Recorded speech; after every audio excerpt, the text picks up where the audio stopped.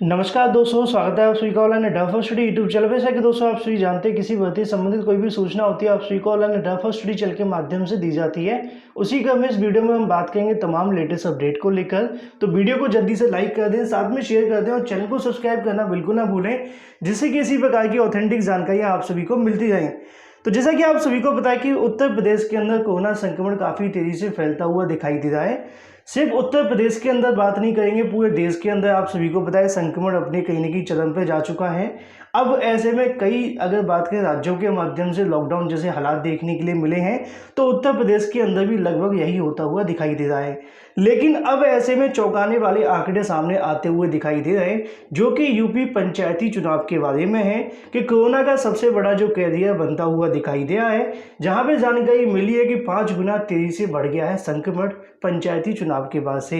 इन आंकड़ों पर अगर गौर करें तो ये जो आंकड़े आपको देखने के लिए मिलेंगे, काफ़ी हैरान कर देने वाले आंकड़े आपको देखने के लिए मिल रहे हैं। यूपी में पंचायती चुनाव बना कोरोना का सबसे बड़ा कैरियर। आंकड़े यहाँ पे गवाही देते हुए दिखाई दे रहे हैं कि 4 से 5 गुना तेजी से बढ़ गई रफ्तार, ऐसी जानकारी देखने के लिए मिल रही है। चूंकि आप सभी जानते हैं कि उत्तर प्रदेश के अंदर प्रथम चरण के जो पंचायती चुनाव शुरू हुए थे 15 अप्रैल से देखने के लिए मिले थे, जहां पे 18 जिलों के अंदर वोटिंग देखने के लिए मिली। कुछ जिलों में आंकड़ों की अगर हम बात करें, हमने चुनाव से पहले चुनाव के बाद में अध्ययन करने का प्रयास किया, जिसमें यह बात साफ देखने के लिए मिली है कि चुनाव से पहले कोरोना के मामले कम थे और चुनाव के बाद में लगभग 4 से 5 गुना इजाफा देखने के लिए मिला है। सबसे पहले अगर बात करें प्रयागराज के अंदर, जहाँ पे 11 से लेकर 13 अप्रैल के बीच में कोरोना के आंकड़ों को अगर देखा जाए, तो यहाँ पे 3 दिनों में जो संख्या थी लगभग 4716 के समथिंग थी। लेकिन 16 अप्रैल साथ में 18 अप्रैल की अगर हम जानकारी निकालें तो 5446 के समथिंग हो गई।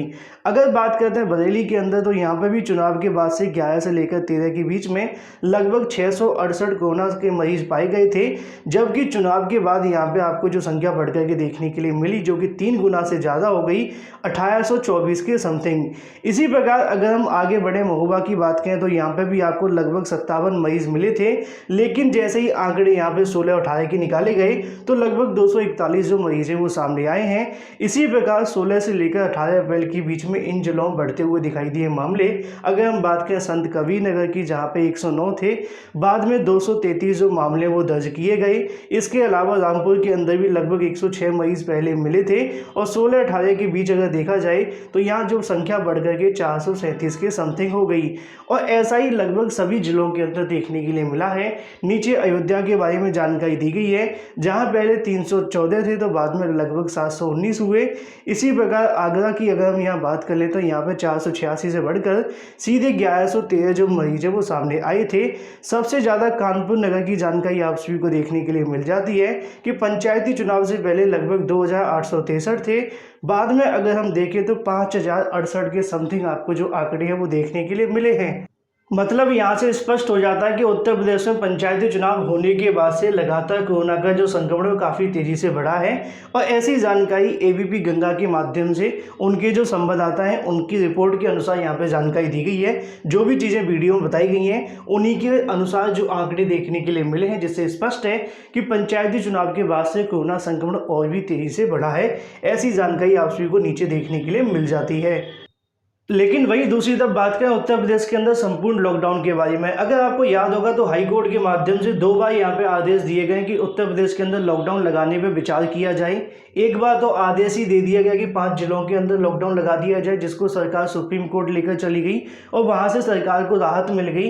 अंततः लॉकडाउन लगाने को लेकर भी यहाँ से कम जो राहत है वो तो मिली, लेकिन सरकार ने शुक्रवार की जगह शनिवार रविवार को लॉकडाउन लगा दिया, मतलब पूरे 7 दिन लगाने फैसला नहीं किया।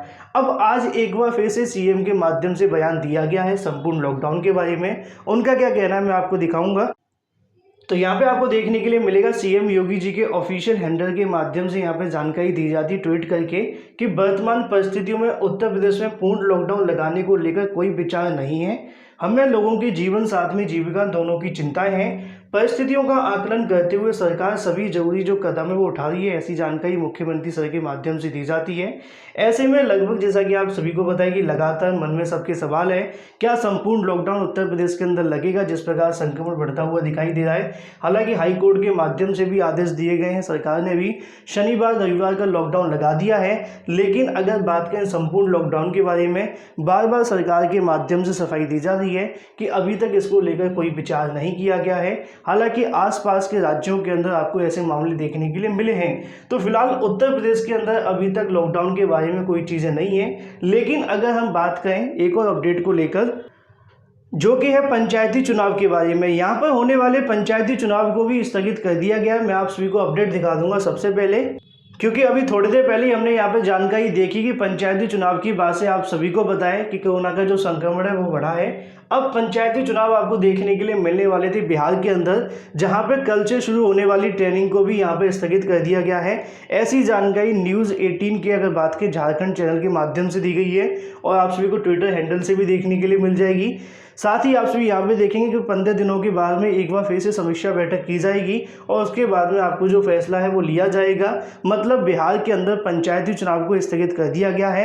अब तक की सबसे बड़ी अपडेट देखने के लिए मिल रही है। हालांकि 15 दिनों के बाद में स्थितियों का जायजा लेते हुए क्या चुनाव हो सकते हैं या फिर करवाए जा सकते हैं, इसको लेकर विचार किया जाएगा और जो भी कंडीशन होगी उसके अनुसार यहाँ पे चुनाव पर फैसला होगा।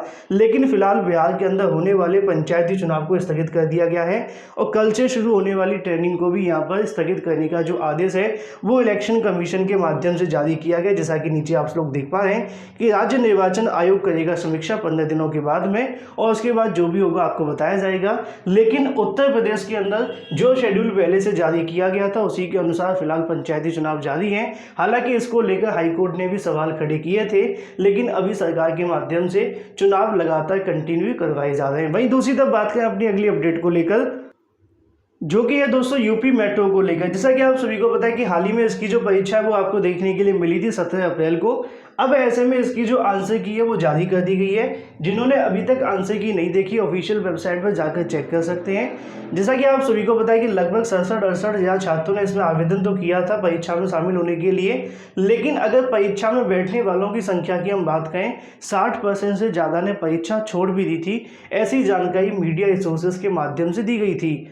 तो उसी को लेकर आपको यहाँ पे देखने के लिए मिल जाएगा। अगर बात करें यूपी एमआरसी आंसर की जारी हो गई है, 21 तारीख तक आप सभी के पास में समय है। मतलब आप लोग यहाँ पे अपनी जो कहने की चीज़ें हैं वो कर पाएंगे, मतलब आपत्ति दर्ज कराने के लिए, माफ़ कीजिए। उसी क्रम में Uttar Pradesh metro rail corporation के माध्यम से सहायक प्रबंध सहित करीब 292 तकनीक साथ में गैर तकनीक पदों की भर्ती की लिखित परीक्षा की आंसर की जारी कर दी गई है।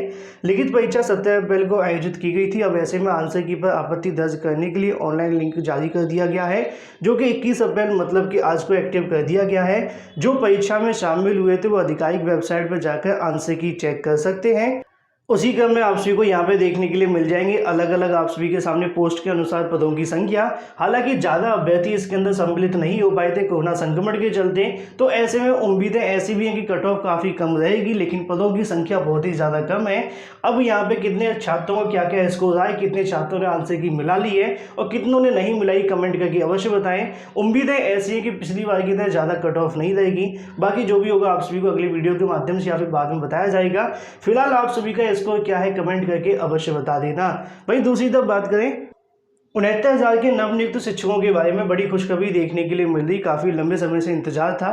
अब ऐसे में शासन प्रशासन के माध्यम से आज एक आदेश जारी किया गया है, जो कि आप सभी को यहाँ पे देखने के लिए मिल जाएगा। 69,000 शिक्षक भर्ती को लेकर 20/4/2021 का ये शासन आदेश हालांकि कल का है, लेकिन जारी आज ही हुआ है।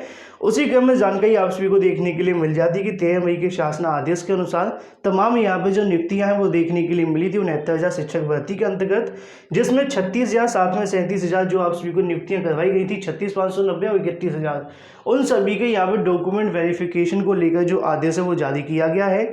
जैसा कि आप सभी को पता है कि अभी तक सभी के यहाँ पर कहीं ना कहीं जो सत्यापन है वो नहीं हो पाया था, जिसकी वजह से वेतन की तमाम समस्याएं देखने के लिए मिल रही थी। छात्रों के माध्यम से लगातार जो गुहार है वो लगाई जा रही थी। अब ऐसे में आप सभी के यहाँ सत्यापन के लिए जो आदेश है वो जारी कर दिया गया सभी बीएसए को, जिससे कि जल्दी से जल्दी उनको वेतन भुगतान देखने के लिए मिल पाए। तो फिलहाल एक अच्छी खुशखबरी आप सभी के सामने आ जाती है, जो वेतन को लेकर परेशान थे।